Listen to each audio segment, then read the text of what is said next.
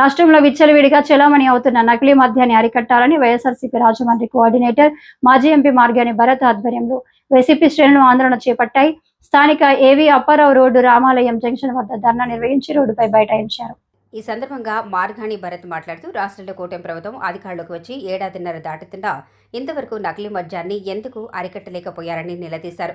కూటమి ప్రభుత్వ పెద్దల సహకారంతోనే ఈ నకిలీ మద్యం దందా జరుగుతోందని ఆరోపించారు. ప్రజల ప్రాణాలు నిలువునా తీసేస్తున్న నకిలీ మద్యంపై ఇంకా ఉదాసీనత ప్రదర్శించడం దారుణమన్నారు. రాష్ట్రంలో మద్యం దుకాణాలు ప్రైవేటుకి కట్టబెట్టి ప్రభుత్వం ఆదాయ వనరుగా చూడటం వల్లనే ఈ పరిస్థితి దాపురించిందని ధ్వజమెత్తారు. ఇదే సమయంలో మద్యంతో చంద్రబాబు చిత్రపటానికి అభిషేకం చేశారు.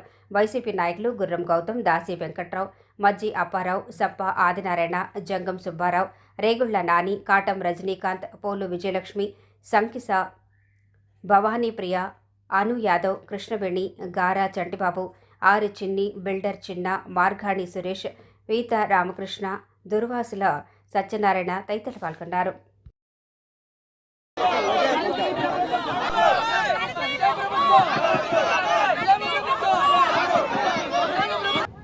చిత్తూరు జిల్లాలో చంద్రబాబు నాయుడు గారి సొంత జిల్లాలో లక్షల బాటిల్ నకిలీ మద్యం పట్టుబడింది.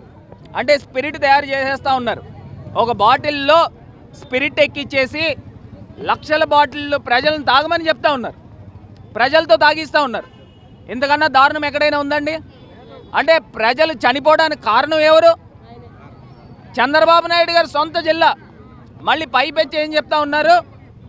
ఆయన పట్టుబడిన వ్యక్తి అంట వైఎస్ఆర్సీపీ కోవర్ట్ అని చెప్తా ఉన్నారు. నేను అడుగుతా ఉన్నా, ఇదే చంద్రబాబు నాయుడు గారు 2024 అసెంబ్లీ ఎన్నికల్లో తంబలపల్లి నియోజకవర్గం నుంచి తెలుగుదేశం పార్టీ బీఫామ్ ఇచ్చారా లేదా? అంటే మీరు కోవర్ట్లకి బీఫామ్ ఇస్తున్నారా?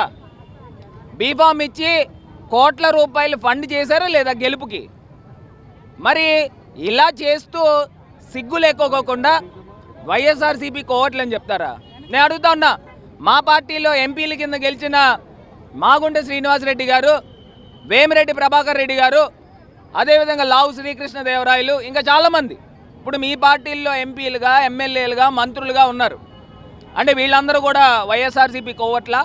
నేను అడుగుతా ఉన్నా, ఇంత దారుణంగా ఇవాళ ప్రజల ప్రాణాలంటే వీళ్ళకి లెక్క లేకుండా పోయింది. ఉంటే ఉంటారు, పోతే పోతారు. అంటే మీరు తీసుకుని వచ్చి స్పిరిట్ తాగిస్తూ ప్రజల్ని మీరు ఏం చేద్దాం అనుకుంటున్నారు? ఇవాళ ఆంధ్రప్రదేశ్ రాష్ట్రము మధ్యాంధ్రప్రదేశ్గా తయారు చేస్తూ ఉన్నారు.